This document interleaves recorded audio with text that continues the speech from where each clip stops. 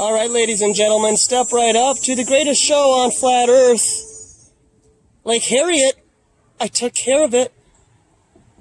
Live here at the lake about 4:30. Thanks, everybody, for coming by.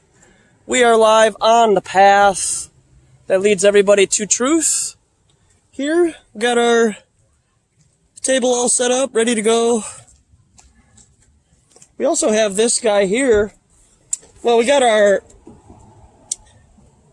Bibles set up here to harness down our banner. They're really only good for paperweights anymore anyways. So here we go. This is what the people see, making it happen. I also have this information here on the back side.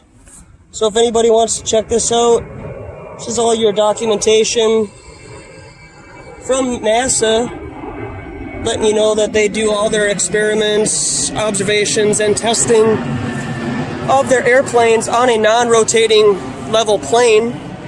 So we're set up to go. Thanks everybody for hanging out. Let's see what happens.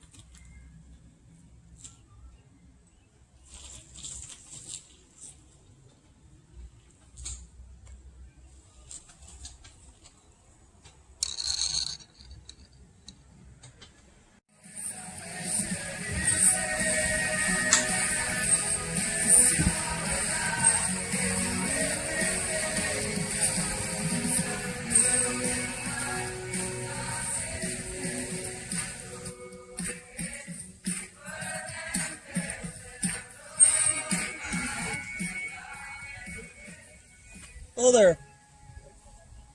What did you think about the information NASA gives you? You know, PBS has been doing a massive documentary the last few nights. Are you familiar with that? In what regard? Well, they're chronicling the Apollo missions and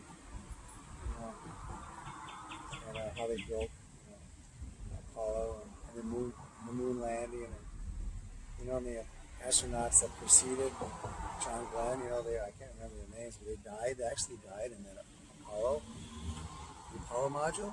Three men died. 3 men died. Yeah. It was a simulator exercise. It wasn't even earthbound. Yeah. Yeah, one of them was going to actually narc out some of the information that he was signed to a non-disclosure agreement, and they killed one of the men. It's like a fire. Yeah. It's called effigy. So it's like a piñata. You know what an effigy is? Well, isn't an effigy kind of a symbolic emblem or something symbolic of something else? An effigy, right? Yeah, it's a sacrifice is what it is. They put people inside of a burnt offering and they burn it as a sacrifice. There were 3 men. Right? Yeah, yeah. So they had non-disclosure agreements that they were going to disclose to certain parties, and NASA heard about it. So allegedly they killed them for that, or they're all Freemasons, so it's just a big ritual over the public anyways. Are you part of a brotherhood or a secret society? No. Police, fire department, anything like that? No? Have you signed a non-disclosure agreement before? Well, I worked in private corporate settings, and I think I don't know if it's you sign language testing that you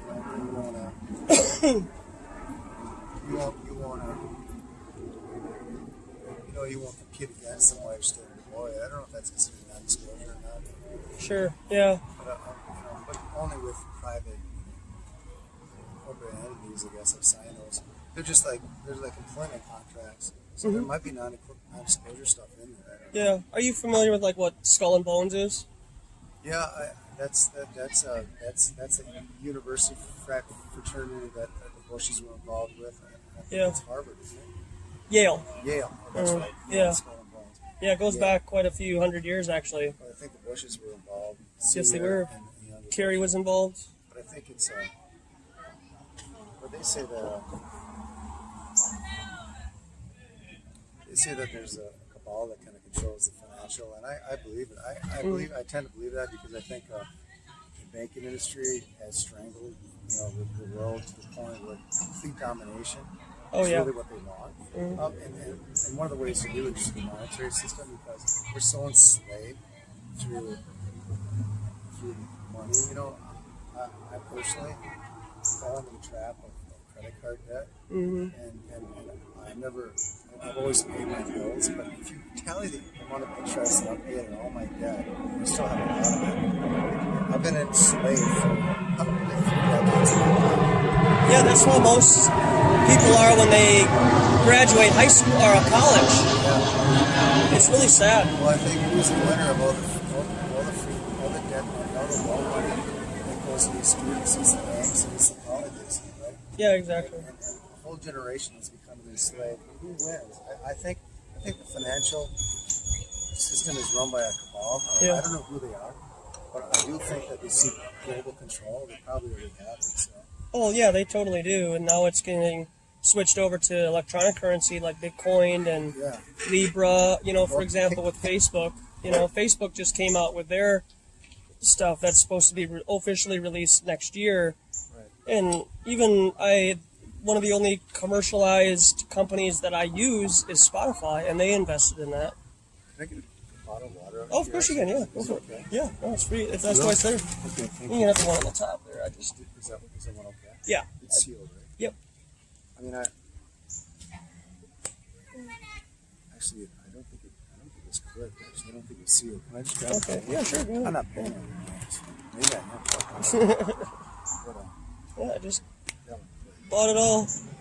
That's so cool that you plays up. But I wanted to ask you, doesn't like Bitcoin and that stuff free us from conventional monetary enslavement and allow us to have a parallel monetary system that's not going to, but since it's digital, we're still controlled. Right? Yeah, still monitor. If you can actually track Bitcoin, I mean, you can still track the transactions. You just follow the money. There's ways that you can follow everything. They don't offer us anything, whether it be the dark web, black web, whatever you want to call it, or DuckDuckGo and all this other stuff, if they don't already have control over it. Because DARPA was the one that instilled, it was all, the internet in itself was all interwoven with government by DARPA in the 70s. What is DARPA? It's an acronym for something. Yeah, it's an acronym for like defense something. Okay, so it's a military. Yeah, it's a military establishment. So they say that the internet's really CIA controlled in a way. I mean, is that true? Oh yeah. Yep. Okay. Yep. So I mean, any kind of commodity or anything that is offered is already being controlled. They wouldn't provided if it wasn't. And they preemptive strike a lot of things to make sure that nobody can sue them for anything that's similar. Like, for example, you remember the alleged old lady that burned herself with that cup of coffee at McDonald's a couple decades back? And she allegedly sued for something like $20 million or something like that. Well, that's their way of preemptive striking lawsuits before they can happen. So they'll put out a fake story and say such and such happened, so then they cover their ass from that point on. So anybody who wants to claim that same thing, they'll have it covered, and they might get a couple $100 for it or something like that for their own personal ignorance, not knowing coffee's hot. But other than that, it's not going to be a big notarized trial. Well, can I ask you, with what Google and Facebook and all this internet is doing as far as tracking you, I'm sure that I feel there's a threat to our civil liberty that we're not going to be able to. We're monitored to the point where financially you can't make a single financial transaction without, they're trying to take paper money away as well and have just completely digital. Yeah, right. I think once they do that, then we're going to be completely dominated. Mm-hmm. You know what I mean? Yeah, it'll be control. You won't be able to buy certain things if you don't have certain social classes. Well, really, but you won't be able to buy anything unless you have the digital currency, right? Yeah, but by you talking to me, for example, will cause me or you to lose our particular social credit rating, where if you're associated with somebody who questions government narratives, then you'll lose opportunities to get housing, credit, a car, so you a have phone. a social credit score as well as a financial credit score. Yeah. How would they know about our conversation? Because how would they eavesdrop? Well, they can just do whatever they could choose whether they want to or not. But you would have a social credit score that would be arbitrary. You wouldn't even know how it's created. Yeah. So somebody might tap into our conversation and might dig my social credit score, but I wouldn't know if I was being monitored or not, right? Yeah, on your phone, if you have an Android or an Apple, you can say Siri or Google, and then it pops up immediately. So it's always constantly on anyways. Okay. So and this has been shown in two different situations, a TV show called Black Mirror and a TV show called The Orville. So what is the end result of this tracking and this monitoring? What's going to happen to us as human beings? Well, what do you project in the future? I think what they're doing is they're just getting a good census of what people like and don't like. So then in the end, they can prescribe people with a one world leader and a one world government that everyone will conform to. That's kind of my idea, is because they're supposed to be predicted a one world leader. Now you call him the Antichrist or a one world dictator, or whichever vernacular you want to use. But it is just a basic social data mining where they can find out where a person's mind is at regarding politics and what they like about a certain person or not. Or self-defense, or if you believe in, if you're an NRA member, right? Yeah. Right? They don't want people being able to defend themselves, right? Right. Yeah. The question is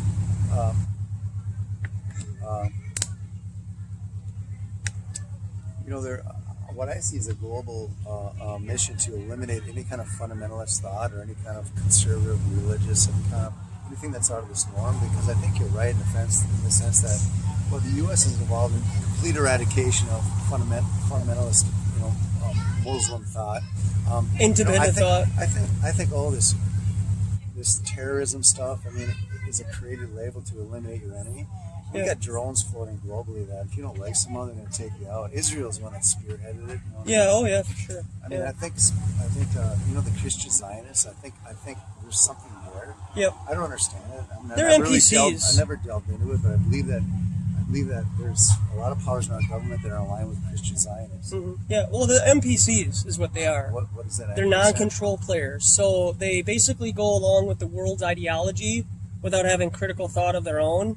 So you will come across a lot of pro-Israel Christians because of what it says to them and is interpreted in the Bible as the chosen people. But Israel is not a place, it's a people. It's a mindset, it's a thought. So now that there's a new covenant through Christ, that's how he draws his new covenant together. So Israel now is a people who follow along with that ideology of the New Testament covenant. And so it's not so much a place, and that's where a lot of people like have this unfortunate misconception of how things are supposed to be, because they don't even realize that we have a kosher tax, that we send $10 million a day to Israel. That's just a day, just to Israel for that. And that's on 70% of all of our items, and that's lowballing it. But if you look on your products that you buy at the store, particularly, Cub or Whole Foods or whatever, you'll see a U or a K or some kind of an emblem on it. Well, that it shows that that money is going to Israel. Well, one of the things I question is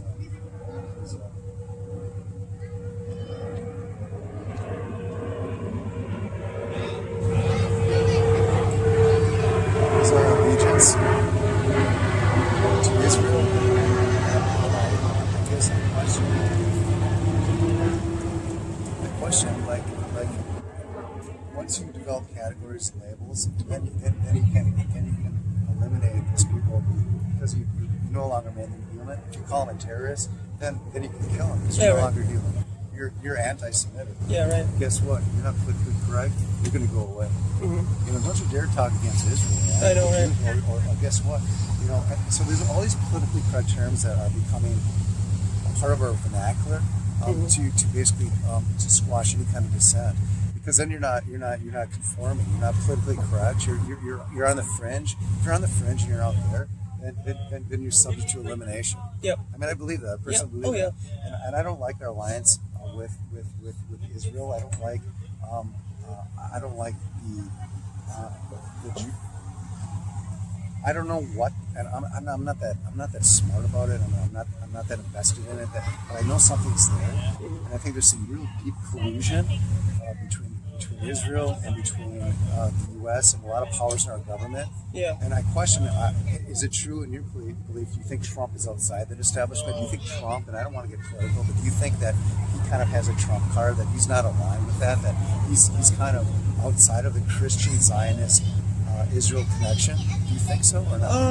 I honestly don't think he is. I think that if he was, it would be very difficult for him to convey those types of messages outside of the political spectrum that he has gotten himself into, because he still has to communicate through electronics or text messaging or whatever. I mean, he might have a personal agenda that is not in collusion with that. He might present collusion, but if he does, I don't know how he does it. Does he do carrier pigeons, like to communicate to the outsiders that he's communicating with?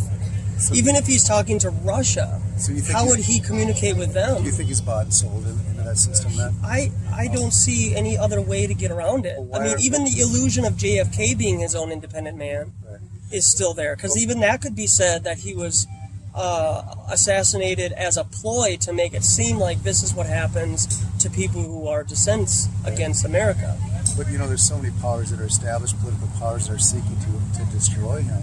And it almost seems like that's the entrenched. But is that a story? Yeah, is it illusion, right? Is it just that a soap opera is presented to the public as if to say, like, this is what's happening? Because the CIA has to cover all their bases. They probably have 3, 4, 5 different stories going along to keep the public at, a particular group, because there's pro-Trump, there's pro-wall, there's, oh my God, I can't believe he tweeted that and said to send them all back, and then taking things out of context, various things. It might be all a media illusion to keep our brains occupied, so we really don't see the truth. Yeah, the media is a person's religion nowadays. Well, it's scripture to them. Yeah, well, it is, to the extent that our truth that we accept is really it's this convoluted conception that's spoon-fed that we're given. Yep. And I don't see any other way to find the truth. The place it's research for the truth. You got to have your own personal discernment. What about you? Is there a place that you go to for the truth? Everything I hear, I do the opposite. That's it. Yeah. I mean, that's a good start. Everything I hear, I just think the opposite. So if they say somebody died, I think that they're still alive on some island. They graduated.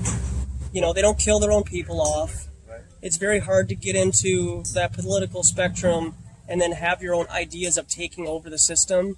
It just, if they even got wind of that, they would make something up of how, you died off or Right. Yeah. But I almost think that there's a lot of things that are suppressed. Like I think, quite honestly, there's a cure for cancer. I mean, there's so much money to be made on it. Yeah, the pharmaceutical industry, the chemical industry, even our hospital industry. It's such a profitable to make people sick. Yeah. And I think our food supply is making. I think all the Monsanto stuff, the stuff. Food supply is empty. All this stuff. Yeah. But I think what it is, it's poison to make you sick. They make money on you. They make money on you. You buy your food, you buy the poison, you get sick, and make money on you when you're dying. Exactly. I know exactly what you mean. It seems like we're just cattle for a profit market. But it's not money. What is it? It's psychological. It's a control that is even above and beyond that. Well, it's a trust in government to take care of you and not take care of yourself. And I would say that for most people, government aid is more addictive than caffeine, opiates, or alcohol all combined. Well, on the same note, medical insurance, Right. But you know what? I mean, when you get sick, do you know what they do to you when you get sick, man?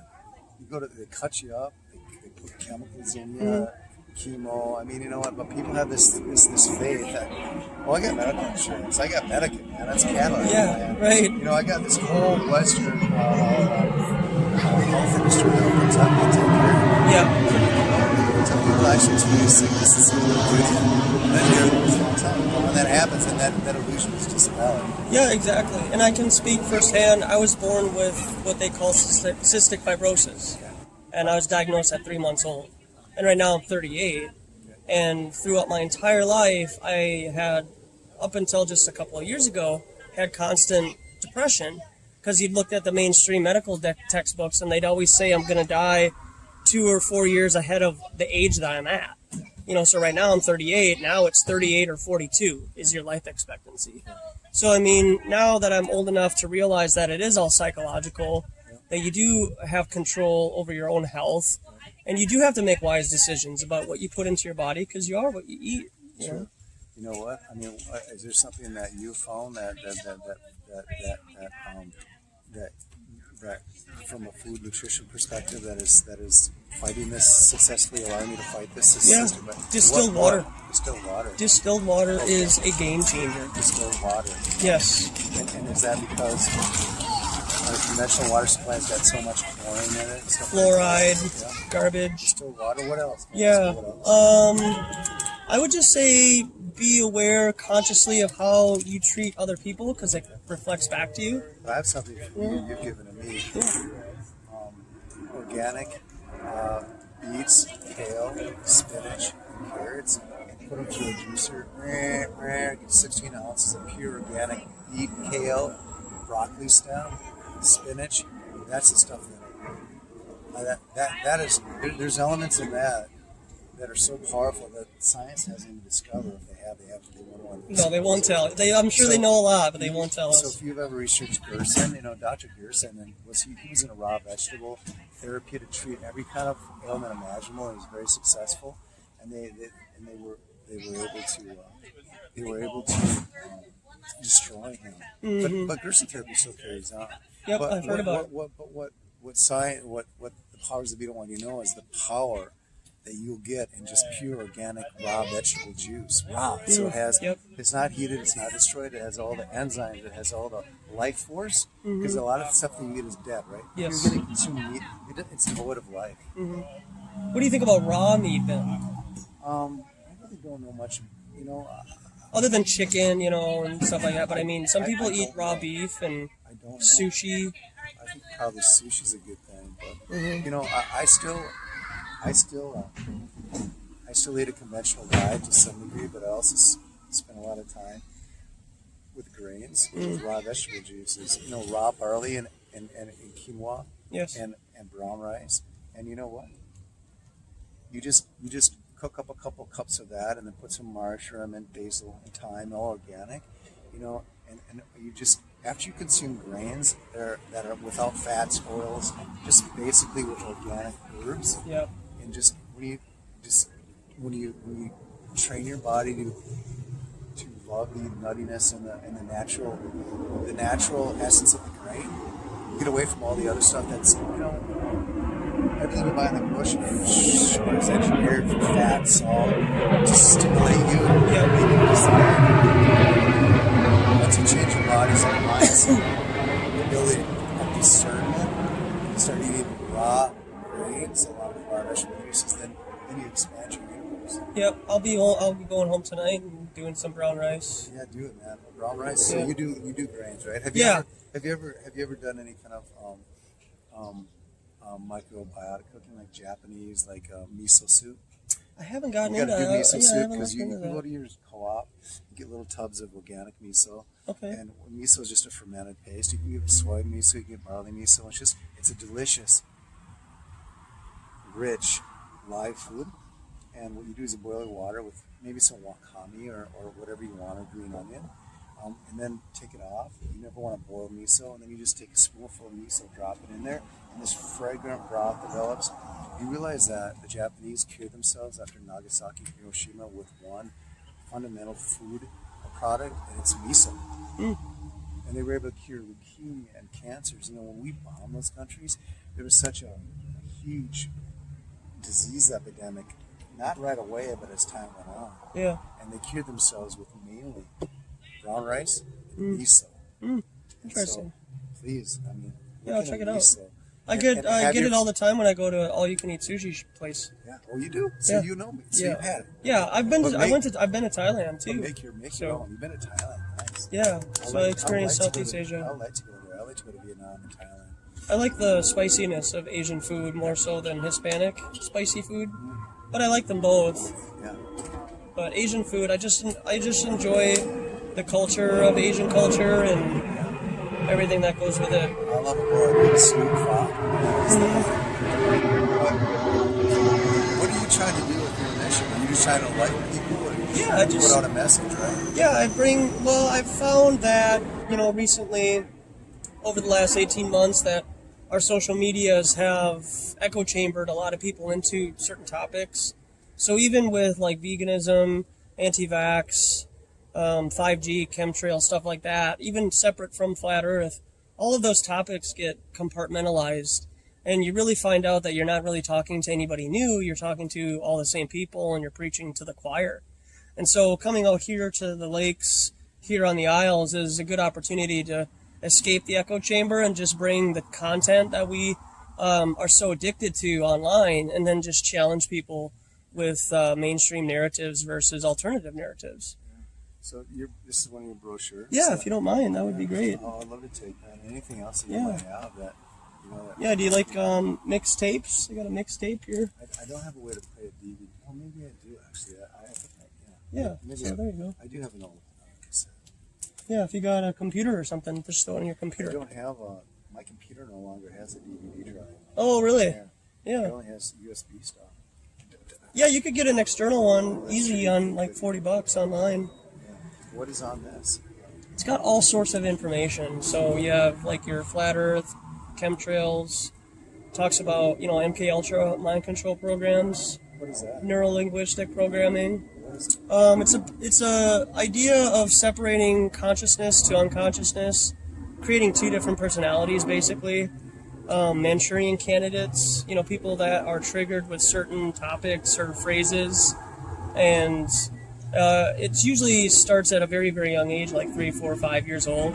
But a lot of it has to do with like ritual sexual abuse and whatnot, because you have to dissociate the person's conscious mind to get behind to the other person that's behind that. And a lot of your artists, musical artists, and your Hollywood actors and actresses are involved in this. That's why some of them are better than others on screen, like your Jim Carreys and your Tom Cruises and Natalie Portmans and stuff, because they really get involved in the character, because what they're able to do is disassociate themselves from their person and envelop themselves into a particular role that they're supposed to play. So you're saying that there's this untapped subconscious being? Yeah. That's. And is there considered a disassociation with that? Yeah. They carry. Does anyone carry that inside themselves? It's almost like creating a golem and then they become possessed. Like your Beyonce, for example, she has a character called Sasha Fierce that she plays when she's out on concert. So when she's actually doing the concert on stage, she is a completely different person. Yeah. She disassociates herself from her person, because some of the things that she thinks and does and talks about would convict her spirit, her natural human spirit that we all have. So if you are able to disassociate yourself from the natural human consciousness, then you can just do whatever you want and carry on like it's normal. So your own spirit is the spirit that lives inside you is a godly spirit in the sense that and you are not. It doesn't convict you, right? Is Right. What you're saying? Exactly. It's like your natural spirit. So how do you get that law inside?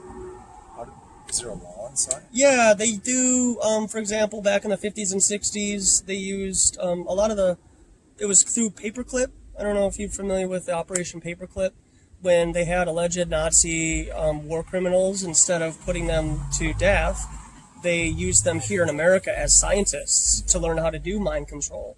And they used a lot of temple electronic shock therapy, that would help a lot to help people disassociate.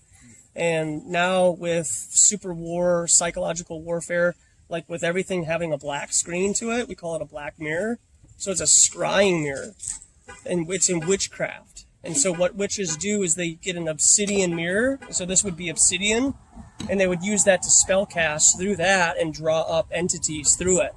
And that's called the black mirror. And that's why television was invented, because it's a scrying mirror, because you can turn it on and watch and see whatever it is that your conscious mind wants to see and project. So then eventually you become that image. So that's why people, the American public won't believe anything until they see it on TV. And that's what Nixon said after the moon landing. He realized how powerful seeing people land on the moon, even though he knew that was completely impossible to do, is to land on the moon. But everybody saw it on TV and heard it on the radio, and that's no different than Orson Welles doing his fake alien invasion a couple of decades prior. But I think there's a lot of the TV, there's a cultural programming, and sometimes I look at it. I don't watch TV very much, but when I do, it looks like it's you have to buy into the illusion and then think what they're doing is real. But if you back off and see they're just pretending and it's just cameras, then it dispels that illusion. But somehow within our minds we're able to just buy into it and then believe it, right? Mm-hmm. Yeah. It's a type of disassociation. Oh, so that's what you were speaking about. Yeah, and so what they're able to do is they put truth in movies, but because it's on the movie screen, people disassociate that truth from what they see on the news. So then they separate the two, but in reality, it's all the same. I think a lot of what we consume in public media on TV, it just creates this cultural norm of who we are as human beings, and it really revolved a lot around sexual themes and Deviant violence, behavior. Deviant behavior, yeah. Mm-hmm. Right, and so, but people that consume that on a regular basis, poison themselves. Yes. Mm-hmm. But you're telling me that, but it really becomes, you really changes it. Yep, it changes your spirit. Yeah. And people look, as they get older, like the demonic entities that they have allowed to come in them, because they look, I don't mean to sound like mean or anything, but you kind of can sometimes look at a female and be like, she's probably a bitch. Yeah. Right. Or that guy's probably an asshole. Yeah. And then you get into a conversation with them, and that is eventually that spirit comes out of them. Mm-hmm. But then for people who are transitioning from that, it can be hard to, disassociate themselves from that type of spirit, because a spirit will leave and then not find anybody to cling on to, and then go back to the vessel of which they came from 7 times stronger. Yeah. And they'll keep trying to come back. So a person will feel alleviated from a particular spirit after a few weeks or maybe a month or so, but something will trigger you or that person or me, and then you'll have temptations that will come up from the past, and you'll have flashbacks.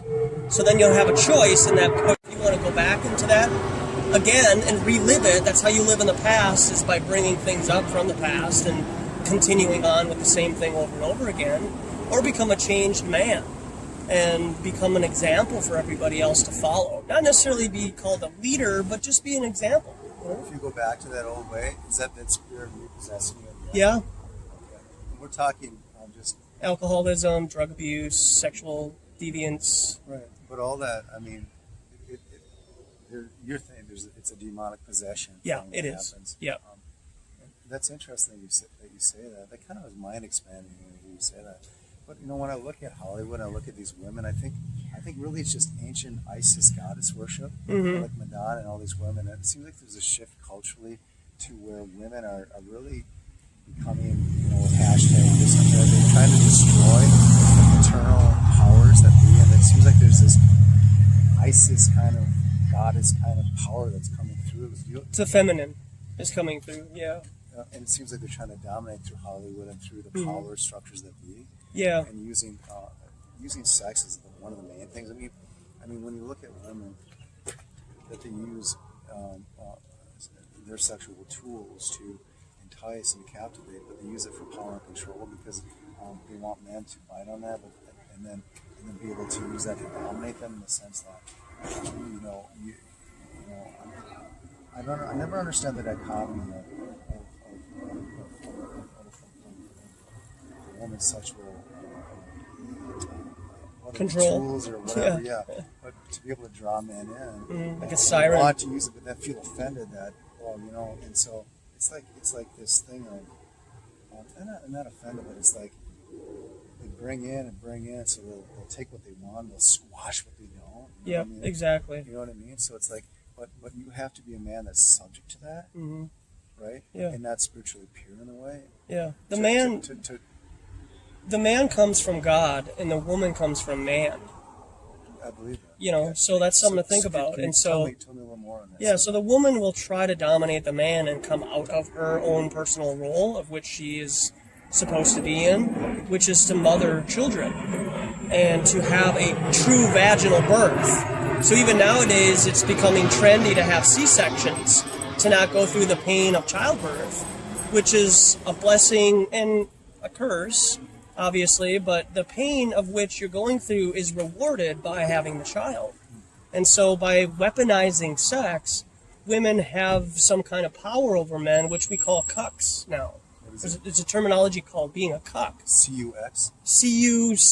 C-U-C-K, a cuck. It's almost like cuckolded. I mean, that's an old ancient term. Yeah, you're just bowing down, you know, and just whatever it is that this person wants, you appease them no matter what. Yeah.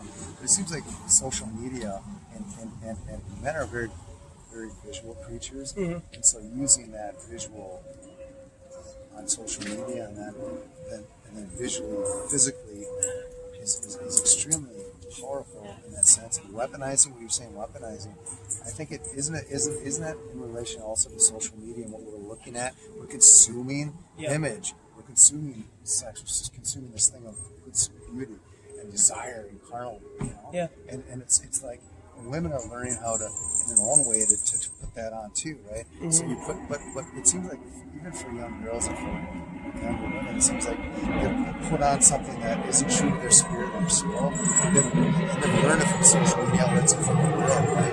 Yeah. They just sexualize themselves, so they have power. Yeah, exactly. And they want power over the man because men are more willing to give that to women because it's kind of like, if you go on a dating website, women are 20 times more likely to get replies than a man is, you know, for example. But those men, they're looking for women in all the wrong places and looking for women without looking for a mother, you know, to bear their children. And that's what we're here to do, is we're here to procreate, you know, and so if men continue to turn into a beta male, basically, and bow down to women, then yeah, women are going to do that. But women really want, like, a man who will take control, tell her what to do, but not in a, I'm here to be superior over you. But a man will, throughout his testimony, show that he is responsible and he's able to take care of her, and then she will follow his lead. And that's really what women want, is they just want somebody that they can follow, a masculine man. And unfortunately, we have a lot of feminized men coming out right now. Are you familiar with what a deep fake is? So a deep fake is a projected image of somebody online that uses not only the voice, but also the face of which that you're associating with. So Obama did an interesting deep fake a while back when he was president. And so what it is just an AI scanning a person's human face, and then through a computer you can duplicate their voice, and then you could speak with your normal tone, but then it will be projected on TV and your facial expressions as that person. So I mean, I could create an algorithm and then be me, but behind the scenes, and then on television everybody sees the world leader, and I could tell everybody that, you know, we're going to war or something. I had an unnerving experience. I mean, I was working downtown Minneapolis, and I always took the bus, and I always closed my eyes and try to meditate on the bus. And a gal had sat in front of me, I woke up. I mean, I closed my eyes and I was meditating. And then when I did open my eyes, I looked, and she had her phone, and she had taken a picture of me, and my picture was on the phone. It was a perfect big picture, and she was looking at it. And I was startled, and I looked like that, and then she changed and started looking at herself and was doing this. But she had caught my picture as I sat behind her. Wow. Is she doing that with everybody? No, I don't know. It was just me that Yeah. She might be doing it more than me. Yeah. And I thought, I was so unnerved by it and so startled. And I thought, are you going to use that for nefarious purposes? What action do I need to take? I didn't do anything, but now she has. Then I thought, you know what? People can get images of you anywhere, right? So I don't need to be really startled by that. Yeah, I don't really care. Yeah, okay, cool. Yeah. Well, what you just said about it. But this thing about this goddess worship and this cultural thing of, you said weaponizing sex. I mean, that men are really, and it seems to be associated with social media and this recent 10 to 20 generation, last decade of social media generated visual, created kind of thing that a lot of the younger generation are just so subject to social media and their image, right? Yep. And I see so much of that power of, it creates a lust in man because we're so visual of what beauty and, you know, desire and carnal, you know, and then women actually assume that, especially in the younger generations that I'm seeing, and sometimes I question myself, no, you're just a good spirit in your mind, you know, but it does seem like that, right? In a way. Yeah. Is it true? I mean, yeah, it's very much true because, you know, women are able to use filters on a lot of these social media, you know, platforms, and they can make themselves look like something that they're not. Yeah. They can claim to be a certain age that they're not.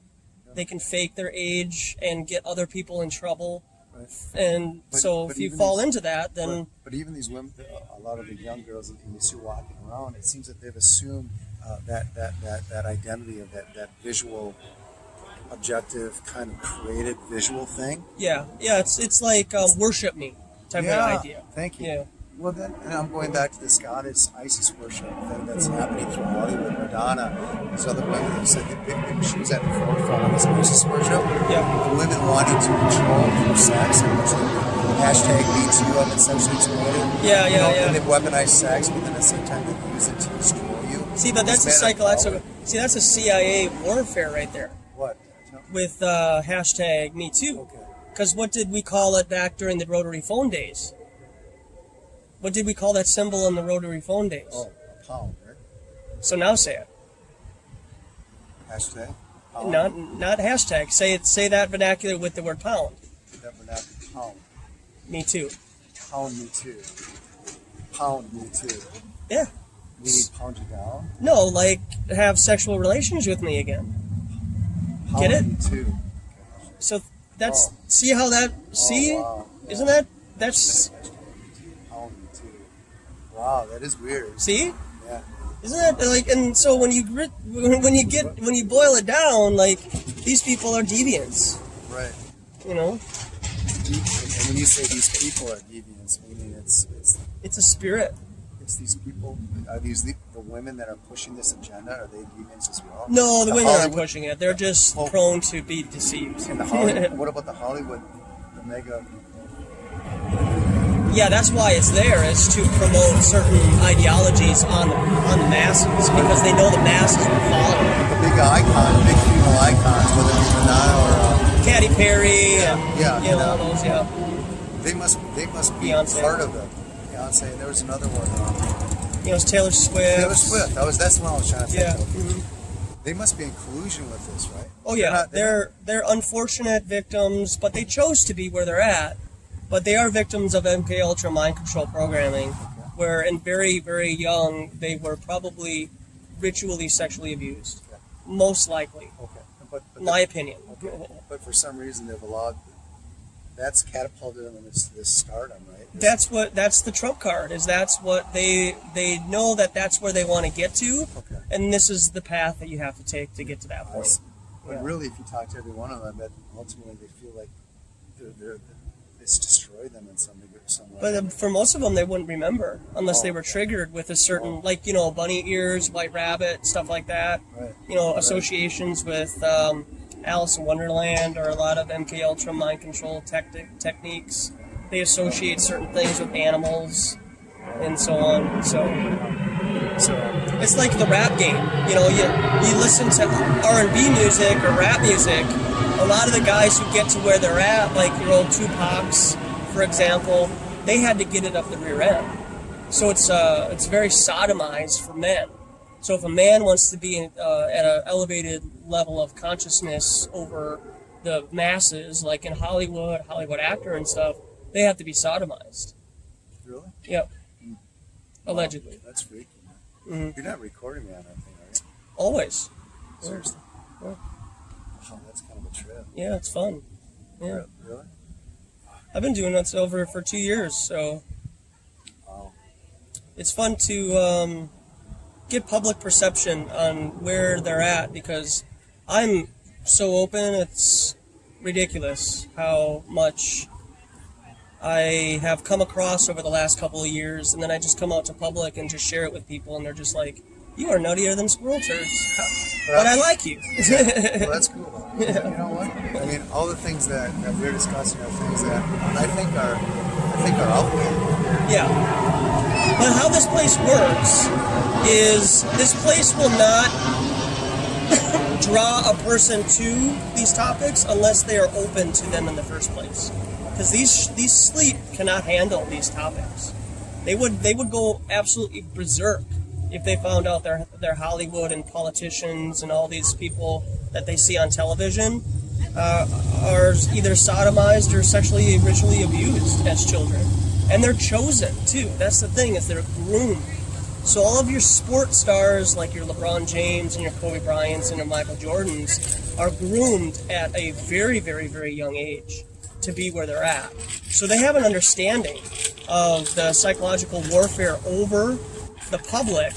And for example, with basketball, there is a brotherhood in basketball, but I also think the elite players like your LeBron Jameses know that it's magnetics.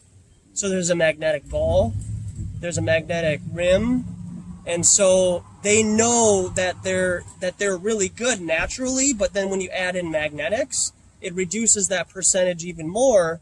So, you have fade away Michael Jordan. Michael Jordan fades away type of stuff. And they know that he'll make it because they just lock on to the magnetics of it. And that's the deception, is when you get into that level of consciousness, you know consciously that you're lying to the public. But you also have to become sodomized. So there's this give and take. That's really out left field for me. I mean, yeah. But I'll take it with a grain of salt. Yeah, for sure. And this is that's wild. Mm-hmm. But, I think a lot of what Hollywood creates is this. Writers they create this reality, this world, and I think it's so anti-Christian, anti-human. You know what I mean? Don't you think? Well, yeah. What they're creating for public consumption is so. I think you use the word demented. It's spiritually demented. Yeah. Oh, yeah, for sure. It's interesting. You watch movies and TV shows. You'll never hear them, curse their mom. You'll never hear them curse Buddha, Krishna, Gandhi. But Christ. But they say, when they stub their toe, they say JC all the time. I just. And they say GD all the time. You know what? Right? but you'll never hear them say, Buddha! You know? And is there a Judeo-Jewish influence to that? Oh, very much. Yeah. Really? 100%. They hate Christ. Because of not only what he claimed. Are they considered the Christian Zionists that hate Christ? I mean, is Jewish? They would be considered the synagogue of Satan, you know, in Revelation 9:11. Don't you think is that Israel is like you said, it's a state of community. It's not a land thing. Yeah. It's a mindset. But do you think that hatred of Christ and the powers that be in Israel, there's collusion within the United States with that? Yeah, America is like their centerpiece now. Really? Okay. Yeah. But a lot of evangelical Americans claim to be Christian and like Trump, for instance, and even Pence. Mm-hmm. And that's why I wonder, you know, if they really, if somehow they're outside of that realm. It's a nice thought. I wouldn't trust anybody in politics or Hollywood, though. You know. I think, yeah. I mean, the thing about because even FDR said that presidents are selected, not elected. Right. You know. I mean, you know what? I mean, I don't think that your vote. I mean, you're going to vote for who? Yeah, you got exactly. two political parties. It's all manipulated. Unless they have a third or fourth party, then there's really no reason to vote. Yeah, exactly. Basically, you're going to vote for what you're forced to vote with. Yeah. Lesser of two evils. Yeah, exactly. They didn't. Ralph Nader did run two times. Mm-hmm. But would you ladies like some information to take home with you? No, I think we're okay. We're just curious. Thank you. Yeah, sure. Take a picture if you want. I have a YouTube channel called Authentic Intent.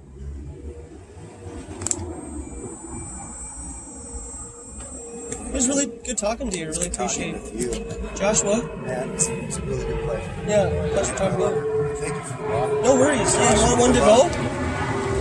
Yeah, could I? Yeah, of course. Joshua, man, it was a really mind-opening experience at times. Appreciate that. Thank you. Cheers. Cheers, bro. Stay up. Stay up. You too. Yeah. And you know what? Make some decent soup. I will. That's a good idea. Please, get a vegetable juicer. I have an Omega. I have a Ninja that I just use to just blend everything together. I used to get rid of the pulp and stuff, but... Yeah, but you know, I think if you put pulp into your body has to...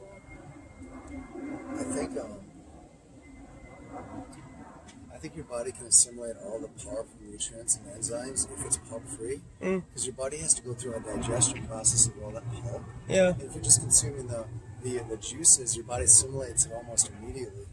Yeah, fair enough. And then you're not burdening your body with all that pulp and the digestible. I don't know, but I'm a firm believer in miso soup. I hope you will make some miso. Go to a co-op and organic miso. I'll do it. I'll do it. Yeah, thanks a lot. Have a good one.